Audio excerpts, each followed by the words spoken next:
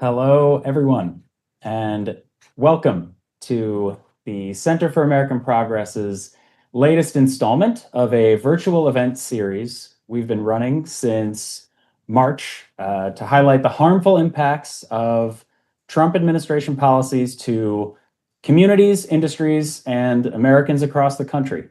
My name is Ben Verdi, and I am Senior Director of Digital Strategy here at the Center for American Progress. I'll be moderating today's discussion, and I'll let you know now we're going to save about 10 minutes or so for questions from our audience, from you, toward the end of the conversation. So as we go, please submit those through the portal in Zoom, and we'll try to get to as many as we can.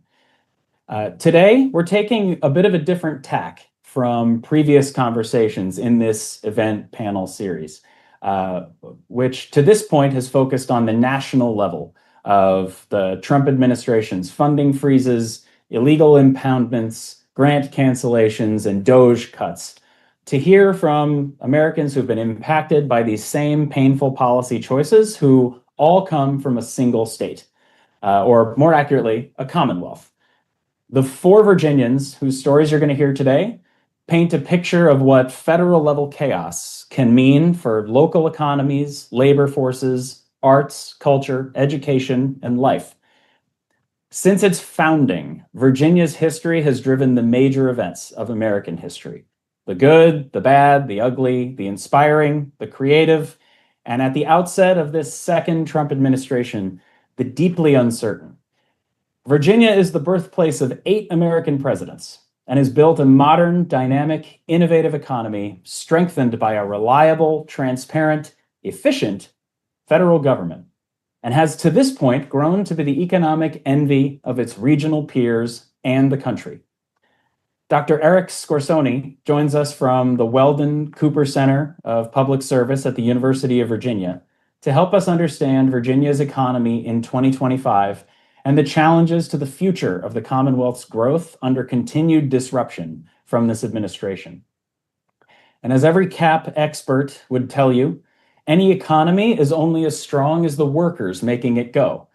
Virginia's economy is built by workers like those who Stacey Shorter represents as president-elect of AFGE Local 2328 in Hampton. Virginia has more federal employees than nearly any other state and far exceeds national averages for U.S. military veterans in its workforce and active duty servicemen and women. Virginia is synonymous with public service, so we're honored to hear from a tremendous public servant like Stacey today. As we've explored throughout this event series, the harms of federal cuts haven't only hit federal agencies. In fact, they've caused undue burdens to communities, organizations, and entire sectors most people might have assumed were safe from impact. Richmond's Studio 23, which is a unique space for creators, artists, writers, and activists alike, is one such organization, and co-founder Ashley Hawkins is here to talk about the way she and her team are navigating the cancellation of federal funds that support not only their work, but help make Richmond a vibrant cultural and creative hub in the center of Virginia. Last, but certainly not least, we're so very grateful to Dr. Mort Sajadian, who is joining us today from Lynchburg and whose organization, Amazement Square, has also seen federal support put at risk in recent months. Amazement Square is an award-winning, family-friendly, hands-on museum in downtown Lynchburg, which encourages kids to play and be creative as a window into learning about science, technology, arts, and other disciplines, with an emphasis on educating children with special needs, and is the only museum in Virginia to also be named a certified autism center. So yes, you've heard that right. The Trump administration also wants to cut funding to places like this too. The stakes for this conversation, for these speakers, for our audience, and for this moment could not be any higher, which is why I'm honored to welcome all of our panelists and all of you tuning in across platforms and devices to this conversation. And I thank you all for making CAP part of your day. The first question that we're going to get our conversation started with is going to go to you, Eric. Thank you for being here. Can you kind of set the tone for us at the top? How would you describe the impact so far of the Trump administration's funding freezes, RIFs, DOGE cuts, all of this disruption on the Virginia economy overall? Sure, thanks, Ben. So to give people some context, Virginia has about 4.5 million workers, roughly. And so the federal part of that is quite large, as you mentioned. We have about 300,000 federal workers who either work in Virginia or work in DC. And then we have another probably 120,000 who are related to military, et cetera. And on top of that, we have another 400,000 or so that are tied to federal contracting. And to put that in context, Virginia is the #1 state for prime federal contracts at over 100 billion a year. So basically, you have something in the range of, say, 800,000 people working either for the federal government or for an employer who is primarily tied to federal contracts. So like something like 1 in 7 Virginians are tied to the federal government. And the reality is this has been a pretty stable. I am coming from Michigan State University, and Michigan is a state that's very cyclical, for example, compared to Virginia. Virginia's been pretty stable, but now we are seeing some trends that are concerning. We are seeing job losses compared to the rest of the country for Virginia and Maryland. And so we're in a new era. We'll have to see where it goes from here, but that's kind of the nature, the extent.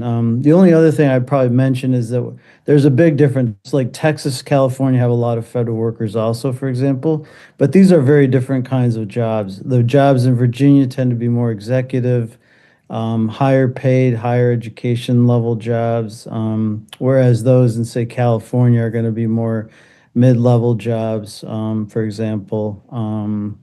So it's a different kind of workforce in Virginia versus the rest of the country. Also, Maryland is similar. And so that kind of gives a sense of the scale of this. We are expecting job losses. We've already had probably about 10,000 this year so far, and we probably expect some more depending on how things come out this fall. Well, thank you, Eric. I appreciate the moving from the macro down all the way into where we're headed next to think about those workers themselves. So our next question is to you, Stacy.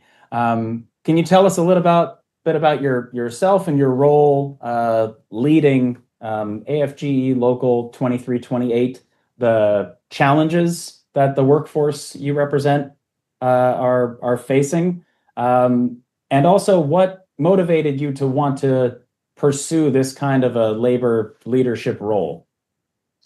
Sure. So I'm the president-elect of AFGE 2328. So my day job is I'm a federal worker and I'm a social worker at the VA Medical Center in Hampton, Virginia. And then I'm also the elected president. So I represent about 1,300 employees who work at the Hampton VA and all of the community-based outpatient clinics surrounding it. So when you're thinking about my union brothers and sisters, I'm representing doctors, nurses, social workers, pharmacists, like a whole lot of different types of professionals, all of whom are involved in providing healthcare directly to veterans. So what's going on right now? Well, there's a lot, but a couple of the key issues that are happening right now that are impacting VA employees in Virginia are things like terminations by DOGE, upcoming RIFs, which are reduction in force, hiring freeze, and chronic understaffing. So when you add those four things together, it's a huge problem because each issue compounds the other issues. And I think the second part of your question was what got me involved. Well, I'm a social worker, right? So social worker values, we believe that all people deserve to be treated with dignity and respect. And those are the same values that the union has and that the labor movement has, that every single worker deserves to be treated with dignity, fairness, and respect, and that all work has dignity. So the two things really connect. Absolutely. I couldn't agree more. And I think the duality of your experience and your role and your leadership, it's not just a tremendous addition to this conversation, but also to the many people you represent and you've provided those services for. So again, we're really, really thrilled and excited that you're here today. My next question is for you, and I'll be honest, I tried to do my best to describe Amazement Square's very impressive and I think wide-ranging portfolio of a mission. Amazement Square does so much for its community. Can you just tell us a little bit more about the mission and also the kinds of programs and services that you provide? Sure, of course. So just to give you a little context, I came to Virginia about 28 years ago from Seattle, Washington, to start Amazement Square as the founding director. And very much at the very beginning, our focus was to be part of the downtown redevelopment of Lynchburg. And in fact, the museum became the catalyst, the impetus for major downtown revitalization, and brought a very old city that at one time was the second most prominent wealthy community in the United States because of tobacco industry, to bring it back to life. And we've been very fortunate to do that. So the focus of this institution was really very dynamic in terms of preserving the historic significance of old historic buildings in Lynchburg, and the building that we selected was in fact on the National Register of Buildings as our museum, but also to be very multidisciplinary and multifaceted in terms of helping the educational needs of our community. So as a museum, we obviously have 10 galleries of exhibitions that range from regional and local themes to national and STEM-based themes. But at the same time, a greater emphasis of what we do is to serve the community's needs, especially the under-resourced and underserved, through school programs, through outreach programs, through going to regional libraries and provide educational, and all of these are free, all supported by IMLS and NEA funding, as well as a special focus on the community of individuals with disability. So that's a very important part of our mission and part of the focus and vision of the institution. So with that, we kind of expanded to reach beyond Lynchburg. Some of our programs have been model programs nationally, for which we have won the national award and other awards. So we see our mission more than just the local. It's regional and on a greater scale national when we can replicate and provide examples for others. Well, and I think the thousands of families who you've supported and served over the years would definitely be the best testament to the value of the work that you've done. So again, we're really excited that you're here and looking forward to hearing the ways that you think we can move forward through this moment as part of this conversation. Ashley, I've got a question for you. We'd love to get to know a little bit more about your work. Can you tell us about Studio 23? What inspired you to start this kind of unique organization in Richmond? Sure. Yeah, we started Studio 23. It's been 16 years ago now, just right out of art school, and we realized we no longer had access to a facility for art making. So we wanted a 24/7 studio space where artists could work in printmaking. And that was really an important medium for us because printmaking is democratic, it's affordable, it's accessible, it allows for dissemination of artwork and information in a way that a lot of other art making techniques do not. And it also requires a lot of equipment that is big and heavy and expensive. So print shops often happen in a communal environment, in a shared space. So we've always been 24/7 access, really making art at the alignment of activism and individual practice. And we started it with 4 women in a tiny space, about 400 square feet. We were fortunate enough to make it through the last 16 years. In 2023, we purchased our own building, which is a 16,000 square foot Depression era school building. And we're now home to about 140 artists who all have 24/7 access to the space. We also offer a community print truck that goes out and does pop-up printing days in response to issues popping up in the community. And we are fortunate enough now to have a community event space where we host 25 plus events every month, ranging from square dances to tenant organizing to film screenings. So it's a wide and vast range of folks who are coming into the space. Last year, I think we welcomed about 20,000 folks through our doors for free community events, all kind of centered within art making and community building. Well, I not only appreciate you giving us the context of the origin story of Studio 23 and that not just impressive growth, but the way you've grown and maintained the commitment to the mission that you started with. But also, I think the number of times that you use the word community to describe the value and the work that you're doing. I think that's certainly something that from right at the top, we've focused so much, not just in our work, but I think in everything we've consumed in national and even local media on these challenges, these new funding constraints and grant cancellations at this big macro national level. There's not enough work done, I think, to try to tell the stories of how these things are impacting communities like yours and like ours. So again, we're really appreciative that you're here. Stacy, I have a question for you, and it has to do with that scope, that portfolio of issues and challenges you laid out at the outset. Whether it's the DOGE specific cuts, the threats of rifts of jobs being eliminated. You also mentioned just persistent lack of staffing for certain roles and certain components of the workforce you represent. How are you trying to assess that full scope of all those challenges and prioritize what issues to tackle first? It seems like there's no end to the kind of work and value you can add as a leader, but where do you get started? Right. So that's the hard part, right? Figuring out when there's so much bad news coming at you at once, figuring out where to direct your attention. Or in our case, when so many bad actions are being taken against you and being taken against your union, which one do you focus on, right? So the good news is that we knew this was going to happen, right? Because Project 2025 was published way in advance and we read it.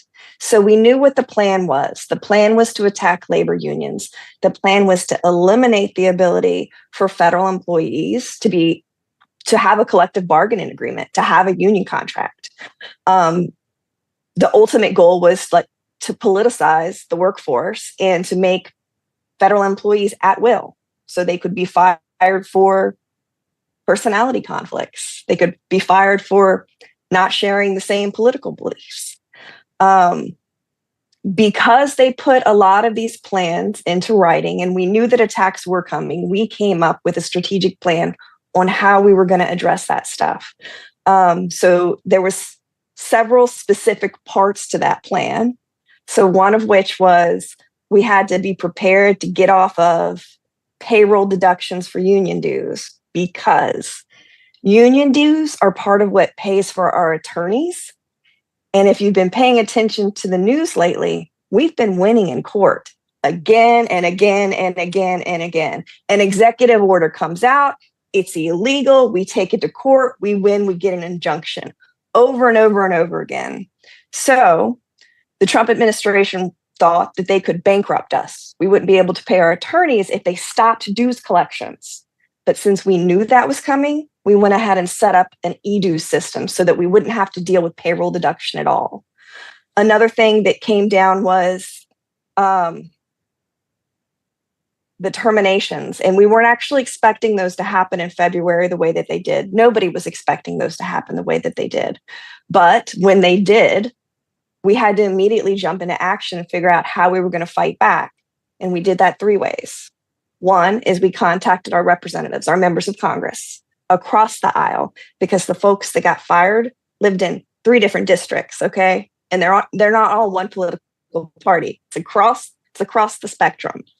2 is we took those to court as well, because it was our opinion that the terminations were illegal, which the judge validated. And 3, we took it to the streets. We had rallies out in the public. We were trying to get folks, our neighbors, our friends, our colleagues. We wanted to make sure everybody was aware this is what is happening. What is happening is wrong. and we need your support. We need you to amplify our message. Because again, there's so many bad things happening at once. Where do you focus? So I don't know if that answers your question, but that's kind of what we did.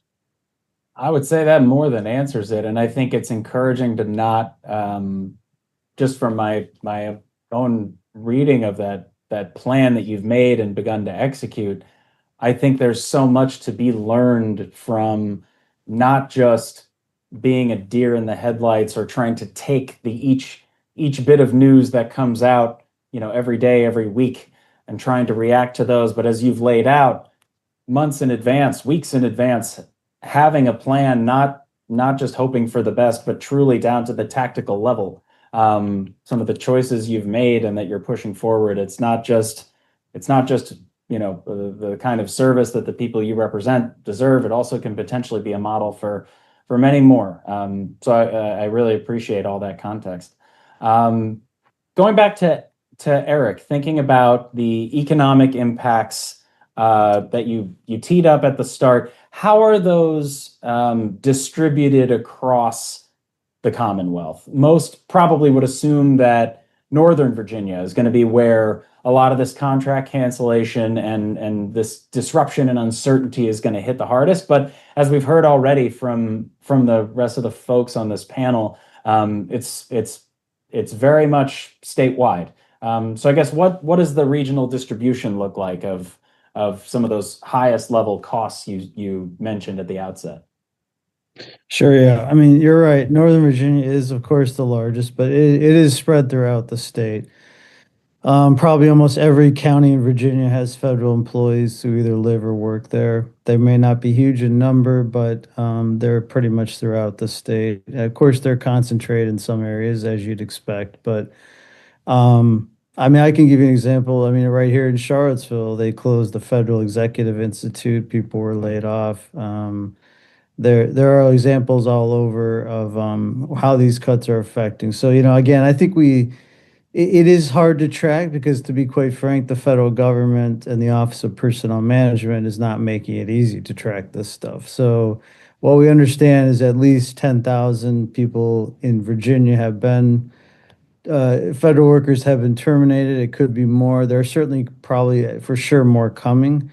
And again, those are going to be spread out through, Hampton Roads, through Northern Virginia, but also in Richmond and Charlottesville, and even in Southern Virginia, keeping in mind that some federal workers moved to work remotely in other parts of Virginia, for example, who may be impacted. So, yeah, the impact is quite widespread across the Commonwealth, and we're still trying to ascertain as best we can. But again, the data is challenging. I'll be honest. Like, that's maybe part of the strategy. I don't know, but it's trying to understand what's happening, where it's happening, who it's happening to, honestly, is often a challenge right now.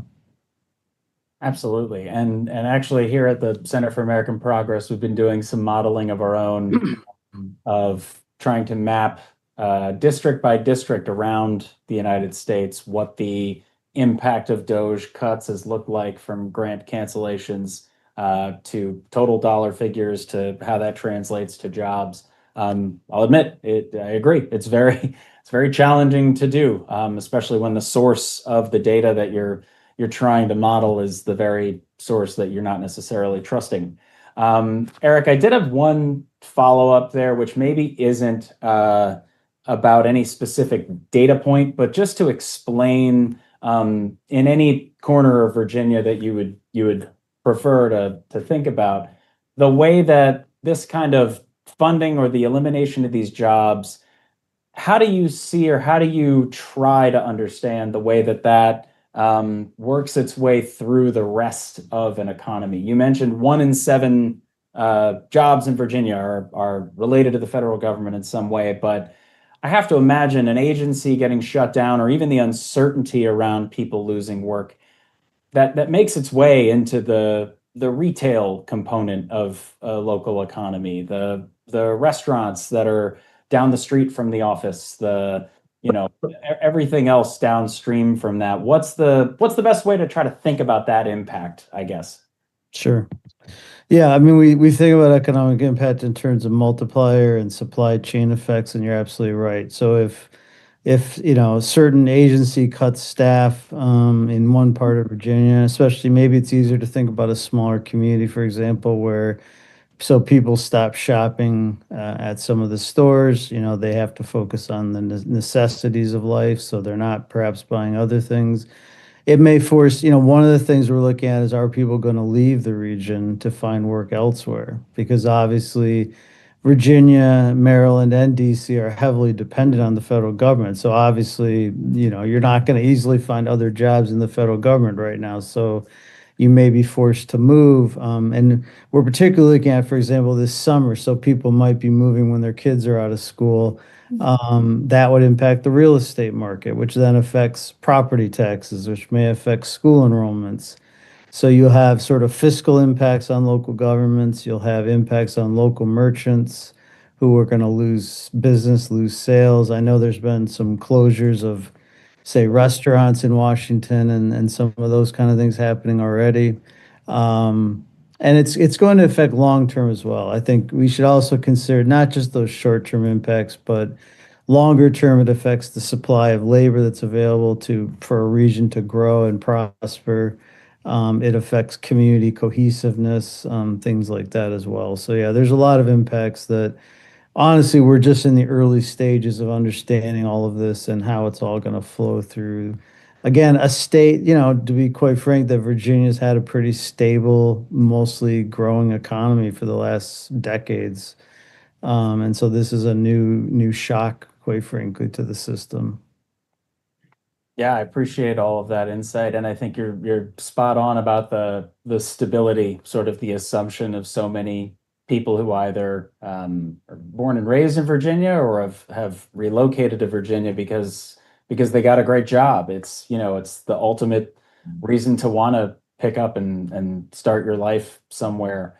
But yeah, that stability being threatened, I think, as you've modeled there, just it leads downstream to so many other effects. It'll certainly be interesting to watch, not just through this summer, but for the foreseeable future, what those impacts are going to be. Ashley, I have a question for you about just the kinds of programs, the specific things that I've seen you very vocal and forward about communicating that are at risk or have been threatened or even already defunded of Studio 2.3's. What's the state of play for y'all, and what is the risk you're looking at right now? What kinds of programs, I guess, or support are you is at risk? Yeah, so I think for framing, we are a avowedly grassroots arts and cultural organization. We keep our budget tight. We're accustomed to doing a lot with very little. Our operating budget's about $700,000 a year. Since Trump took office, we've lost $230,000 in grant funding. So $30,000 of that was for NEA-supported artist residency programs that support low-wealth artists here in Richmond to build their livelihoods, their career. That money was actually already awarded. And that, I think, Stacey, I was heartened by hearing your preparation and strategy here, because we were just completely blindsided because we felt, this is impoundment. These funds have already been congressionally allocated and they're being pulled retroactively. And we figured we would not get funding going forward from the federal government, given what was going on, but we did not expect them to come back and actually pull money that we had already planned and had been allocated. The other big chunk of that funding was for energy efficient improvements on our 1930s era school building, which is just not something with our organization and other small grassroots organizations. You don't typically have $200,000 lying around to make these capital improvements on facilities that actually have an enormous impact in your bottom line over many years. So to lose those funds was honestly staggering. We are still figuring out how we're going to do the things that we plan to do in terms of capital upgrades and new HVAC systems and all of that.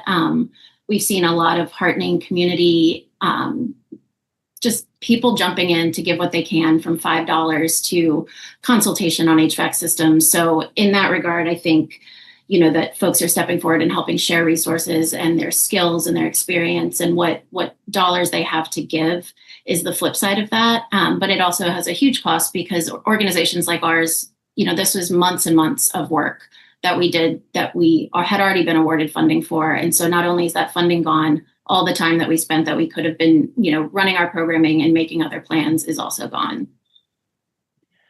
Thank you, Ashley. And I think what is so important to take away from the story you just told and the kinds of dollar figures that we see in every single one of these breaking news articles about this next cut, this next cancellation, all this stuff wrapped up at the macro national level, $14 billion, $50 billion, 80,000 people at one agency who may be let go. These numbers are so astronomical that it's hard to really put them in any kind of human community level sense. What you're describing, though, is the sort of thing that to a federal level analysis looks like a couple $100,000 to one programmer from one department. It might, if it's only told at that level, miss the fact that it's your entire operating budget, or it's the way that you were going to make all these really necessary improvements to a space that thousands of people love to use. It's hard to communicate just how many people, how many burdens and choices now like yours are going to have to be made, especially when the numbers at the national level just get so astronomical. But I really appreciate you digging in to tell us these are the challenges I'm facing. These are the kinds of decisions that we're going to have to make now. Because it's not, to use your own words, you don't just have $200,000 lying around. I don't think most people do. And certainly, it's something that I just hope there's enough people, not just listening right now, but the people who are going to hear your story moving forward, who say, that sounds exactly like the situation I'm in. And I'm listening to the way that Ashley's trying to walk through this. It's, all those billions and billions, there are thousands and thousands of Ashley Hawkins out there who are trying to make the same decisions you are. I want to ask you a couple questions about the way Studio 23 fits into the creative scene in Richmond. In my own experience, Richmond is a fascinating cultural hub. Some of the best live music you'll ever go see, just for one example. But what do you think that the kind of creative scene and momentum that Studio 23 helps support, what does that add to life in your community in Richmond? How would you describe what the arts culture in Richmond is like, and what's potentially at stake if places like Studio 23 are threatened? Yeah, Richmond's art scene, I moved around so much as a child and landed in Richmond for college and decided I really wanted to stay here as an artist. It's such a compelling arts community. So many organizations and efforts at, so many levels, from teeny tiny startups to, the VMFA being an incredible statewide institution that I love to visit even to this day. But these are the things that make cities and communities vital, right? It is, I don't save my kids' math homework, I save their drawings, which is sort of a pithy and stupid example, but it really is like, the kind of heart of the community. And we're featured prominently on so many best lists, best mid-sized arts community in America. And the other side of that is that we don't have a lot of city support directly for arts and cultural efforts. So pulling federal funding, pulling NEA funding, Richmond as a city has a huge budget deficit. They do not directly fund arts and cultural organizations. So when we're losing these federal grants, it has a major impact, and it's not something that the locality is really able to make up. So, we're trying to figure that out. We are moving through it, but it is, I think it would be heart-wrenching for small grassroots organizations to shut down. It's such an expression of a community's vitality. And we are, really with our friends and other fellow print shops across the country, just keeping our eyes out and trying to share resources and, skills as we have them with one another. Ashley, I really appreciate that. And I think the way that you sort of already jumped ahead of what a kind of a common refrain is of people who are trying to defend all of this Doge cut chaos is the burden's just going to get shifted to the state or the city, and they're going to cover it. It's going to be fine.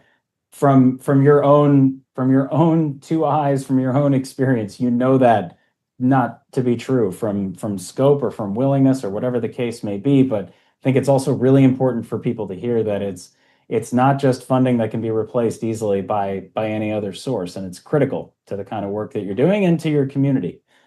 So again, I appreciate you going into that for us. It was really, really insightful. Mort, a question for you.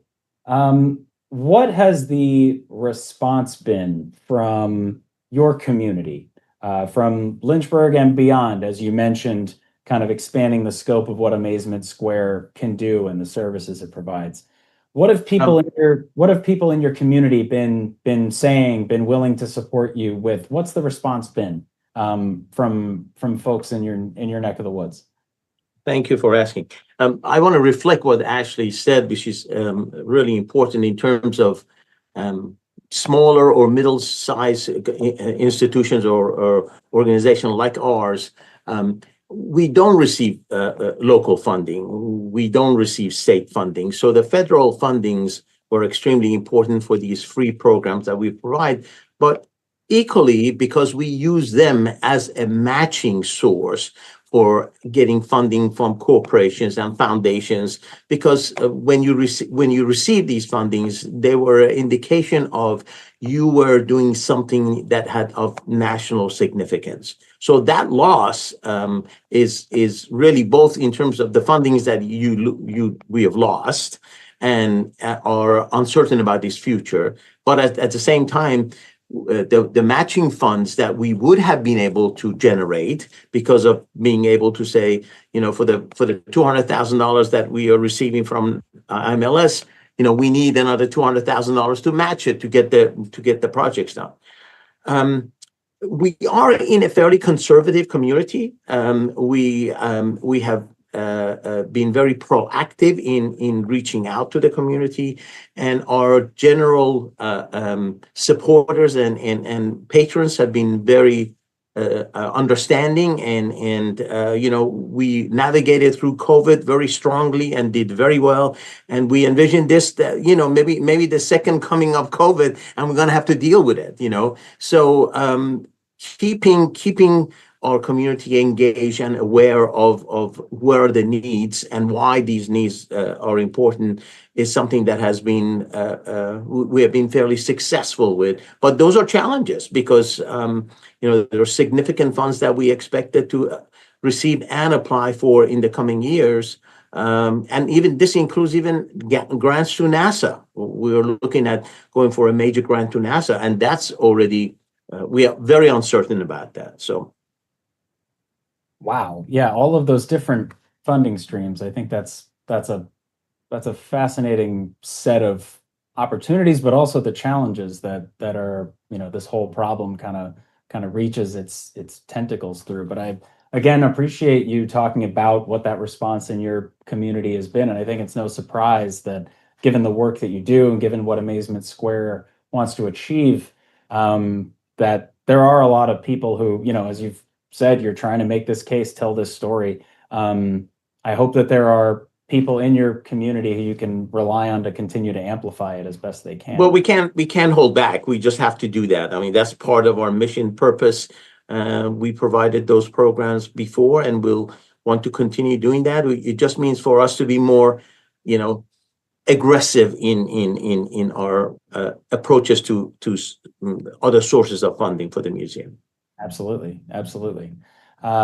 Stacy, I've got a question for you that's based on some comments of yours that I read that I thought were really, really interesting, that I wanted to ask you about around strengthening ties with other labor leaders.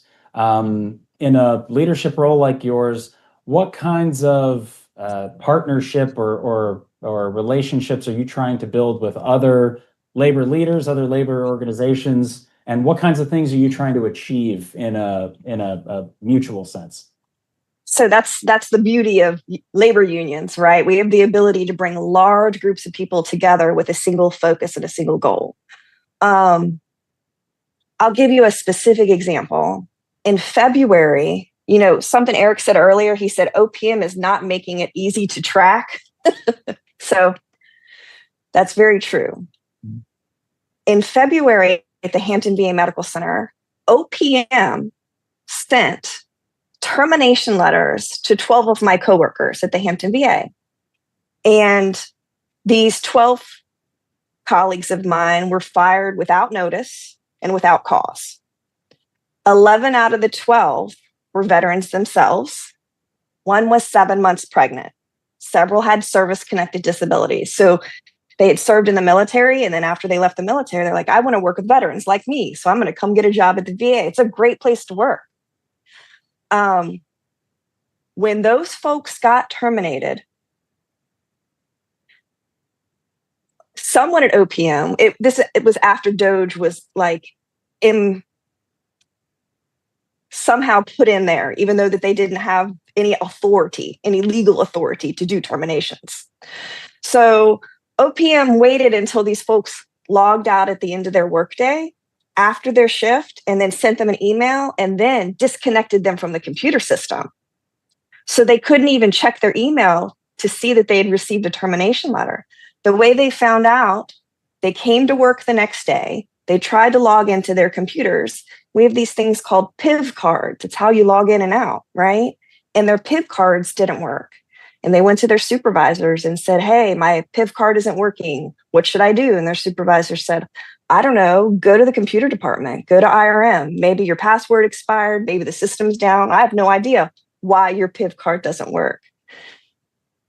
They went over to IRM, and IRM said, well, I don't know how to tell you this, but it says in the system that you've been terminated. Wow. So I want you to think about this for a second.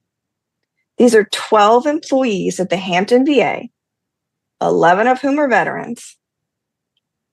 No one at the Hampton VA Medical Center, where they worked, had been notified that they were terminated.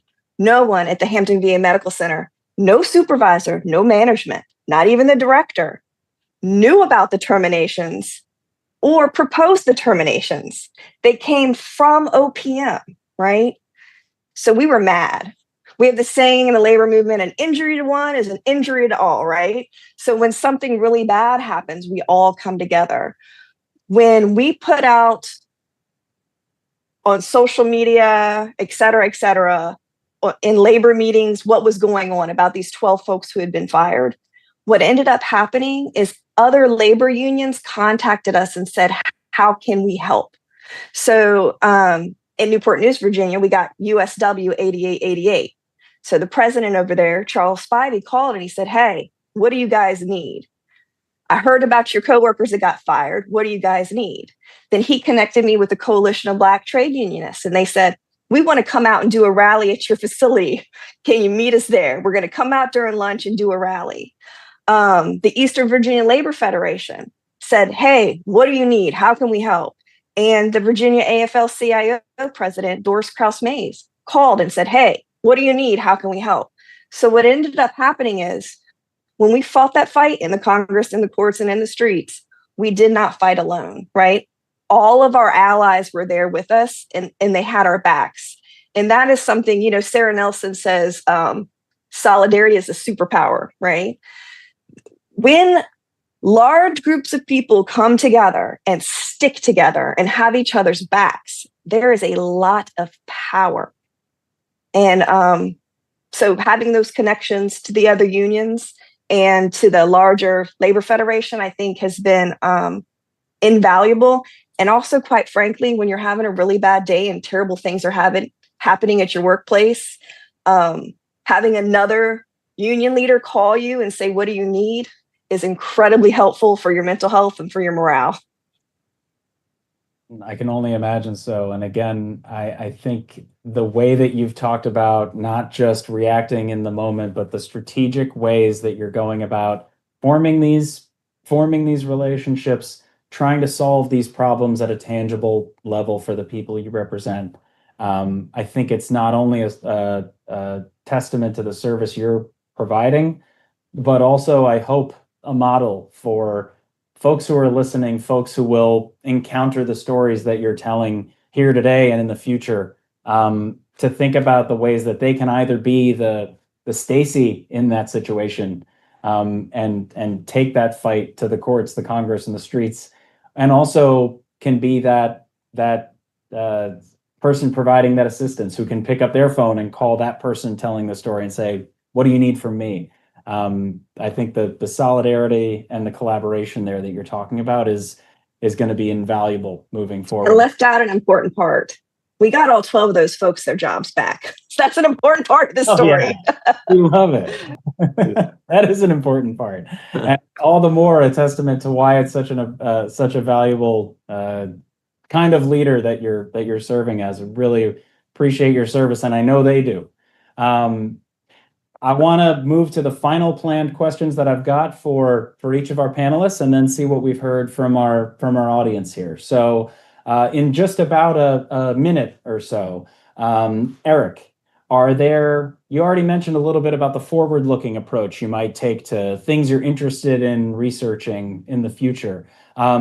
What's one hypothesis or a question that you've got about the long-term effects of all of this impact that maybe you're most interested in exploring that you haven't yet, but in the future you might? Yeah, I think probably most importantly would be the impact, honestly, of the cuts to science and research on the U.S. economy overall, because I think in academia we are facing a lot of significant challenges right now, and science and research and development are a core part of U.S. prosperity since the end of World War II. And so I think we'd really like to understand, the impact on the U.S. economic potential long term, to think about how these kind of cuts on NIH and NSF and others will impact our ability to grow the economy over time. Absolutely. I think that makes all the sense in the world, and we're going to look forward to that analysis when it comes. Ashley, a question for you. What kind of advice or guidance or words of wisdom or cautious optimism, or however you'd want to frame it, would you want to say to anybody who's in a position similar to you and Studio 23, who's listening today? What kind of message do you want to leave folks who are going through the same kinds of challenges you are with? I think following up from Stacey's example, the notion of solidarity is so important right now. Everything that's being done is, designed to scare and divide and disempower us. So, I think about activist Sarah Schulman wrote a book called The Fantasy and Necessity of Solidarity that just came out this year. And she said, don't stop yourself from doing what is right. Make them stop you. And I think that that's a moment now we're speaking out, coming together, working in true solidarity with one another to share what we have. I think when we talked before this conversation, I said, Ben, we're just a grassroots arts organization in Richmond. Folks are facing such huge obstacles, and I don't want to be Pollyanna-ish about it. But at the same time, I think staying angry, working in solidarity, and sharing the resources that we do have, for us, it's a giant, beautiful space that can support union organizing. It can support advocacy for local public schools. It can also support square dancing and things that just build joy. So I think that moment of, that we're in calls for staying angry, working together, expansively and generously sharing what we do have with other folks who are being faced with the same challenges we are, and also finding these moments for, building joy alongside one another. Ashley, I really appreciate that. And I'm so happy we were able to work square dancing into the conversation. No idea how I was going to do that, but in the truest sense, thank you for that. I think there's going to be a lot of people who hear the way that you've described the way forward and the kinds of value that an organization like yours provides, and they're going to say, she sounds a lot like me, and she sounds like somebody who I can reach out to. So I wouldn't be surprised if some people do coming out of this conversation.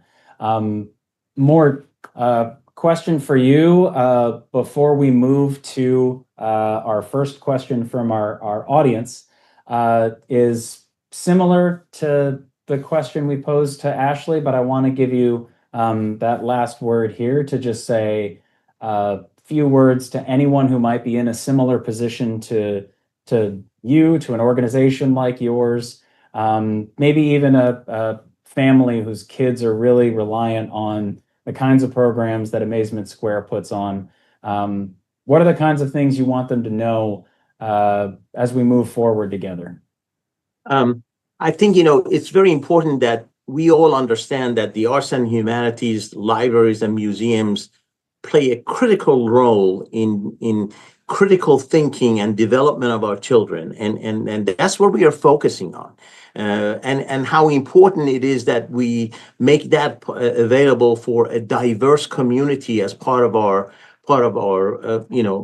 nation and the citizen in this country. Most people don't realize, for example, the largest underrepresented group in the United States are people who are on the autism spectrum. So how to provide educational opportunities and learning experiences.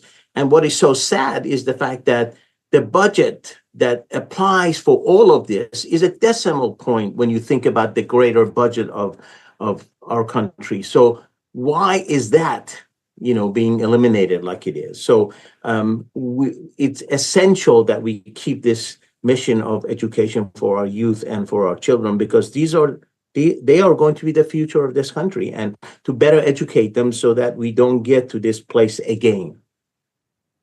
Absolutely. And not only a thank you for that answer and that thought, but also for all of that work that you've done for so many families and kids. It really, really means a lot. And I just, as a dad, I really appreciate how much you're centering that education of the future of Virginia and America. I really appreciate how much I appreciate that. We do have some questions from our faithful audience here, and we've got about 8 minutes left. So this first one looks like it is for Stacy. The Hampton Roads area is an incredibly veteran-rich area, as you've mentioned. So in a similar way that we asked about some other community responses, Stacy, what is the community, maybe beyond just the folks you work with, been saying, doing, trying to push back around as all of this news has been coming out these past few months? Yeah, so two things that I'm aware of. One is there's a group of folks from the Virginia House of Delegates who have put together a work group, and they recently had a town hall where they were letting folks from the community give their input into concerns that they had about the DOGE cuts, how the cuts at the federal level are going to trickle down and they're going to hurt everyone, right? So one thing that's happening is some of the elected officials in Virginia are actively working to come up with a strategic plan to take care of people, right? And when someone loses a job, there's a lot of different things that need to go into taking care of them. As far as the general public, what have they done and what can they do? Well, I will say the last time that we had a rally, which was shortly after the terminations, a lot of folks showed up, and really just showing up is 50% of the fight. Just getting out of the house and being heard and being seen and making noise. So that's one thing that we found really helpful as far as when we have an action, whatever that action is, having people come out and support us, either holding up a sign or bringing a cooler full of bottled waters. Amen. And I appreciate you being able to speak to that just off the cuff here with a great question from our audience member, and also carry forward a lot of the points that you've emphasized throughout. Another question here could really be for anyone. So jump in if you've got if this sparks a thought for you. When you're thinking about folks who either you've worked with or you're aware of around the Commonwealth who might be in a similar position that you are, then this could truly be anyone. What are some of the best things that you could do, that you think you could do to try to inform someone else's strategy in a similar situation, maybe in a different county, different city, different town, We've talked a lot about the value of that collaboration. What are some ways that we can even go beyond the level of service and advocacy we're trying to provide? I think, Ben, this conversation is an example of something that I would speak to, which is, folks speaking out loudly about their experiences. It is in the nonprofit sector, we're seeing this nonprofit killer bill come in and out, and we're, nervous about, nonprofit status potentially being revoked in response to what we say out in the world. But I think the more that we tell our stories and talk about the impact of these cuts and of sort of this broad scale cruelty that's happening at the federal level and its impact on actual human beings, it just builds that solidarity and contextualizes for folks and gives them, I think, more confidence to tell their own stories as well. Thank you, Ashley. I appreciate that. Anybody else? I'll piggyback on that. I think one of the biggest things folks can do right now is join something, build community. So what are you a member of? Are you a member of a union? Are you a member of a church? Are you a member of a neighborhood organization? Do you volunteer at the food bank? Join something. Connect with other like-minded people, because building those relationships, that's when you build them in advance, then when it really hits the fan, people call you and say, how can I help?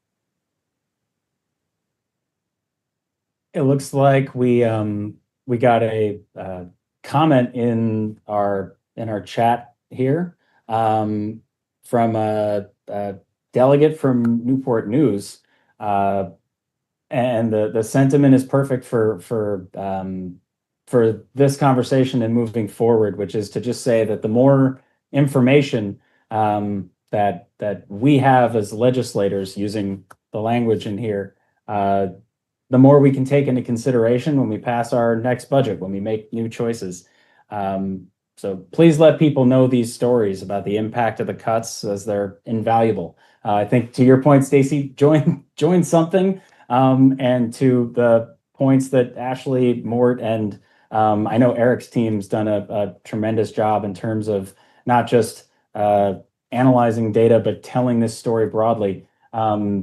Making the kinds of stories that you're living and experiencing and the fight that you're fighting, make it known to people. Make it something that more people can say, that sounds like me. She sounds like me. I want to go pick up the phone. I want to give her a call. I want to be in the Stacy Shorter business. I want to be in the Ashley Hawkins business, the Mort Sajadian business. And I want to know every single thing Eric and his team can tell me about what all this is going to mean and what kind of impact we can expect. I think we have time for one more question from the audience. So I want to pose this to everyone for your thoughts. I'm not sure if this will be best potentially for, we'll see. What is anybody's assessment, or what has anybody heard about any kind of opportunities for finding a job, for retooling skill sets, for entrepreneurship, anything for federal employees or people who've lost work in the Commonwealth as a result of all this disruption? Has anybody encountered any helpful resources there that maybe we could share? I've actually seen some things about that on LinkedIn, but I don't have them in my head. So maybe I can send them to you later and you can blast them out to whoever needs that information. Beautiful. And we absolutely will. We really appreciate that, Stacy. Thank you so much.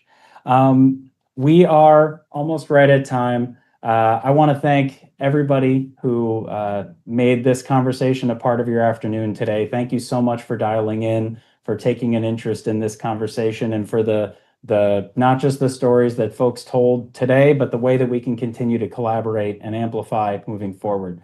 I also just again want to thank Eric, Stacy, Ashley, and Mort for your time, for your words, for taking time out of your day to be here, to help our audience understand not just the current stakes of this moment we're all trying to move through, but just as importantly, the kinds of ways you're thinking about moving forward together in collaboration, in solidarity, and with as much of an understanding of what all this impact is going to mean, not just for the entire Commonwealth of Virginia, but for the communities that you're from and that you protect. I am really, really, really inspired by all the stories folks told today. I hope people will be in touch with one another. I wouldn't be surprised if there's a lot of people who are on this call who say, he or she sounds exactly like me in my situation. So all that collaboration, we're going to be trying to facilitate as much of that as we can. And as we move forward, again, we mentioned that this conversation is part of an event series. Next week, we are at Center for American Progress going to be hosting another virtual panel on Trump Doge cuts and all of these devastating impacts, specifically on Monday, the 30th of June, on the impacts to veterans and military service members. That one's going to be next Monday, June 30th. So please look out for that RSVP. And if you're interested, please consider attending and sending it on to anyone who you might think would be interested too. Thank you once more to our incredible panel and to all of you for tuning in and making CAP part of your day. We hope you have a lovely rest of your day and week, and we'll move forward together in solidarity. Thanks so much. Thank you. Thank you.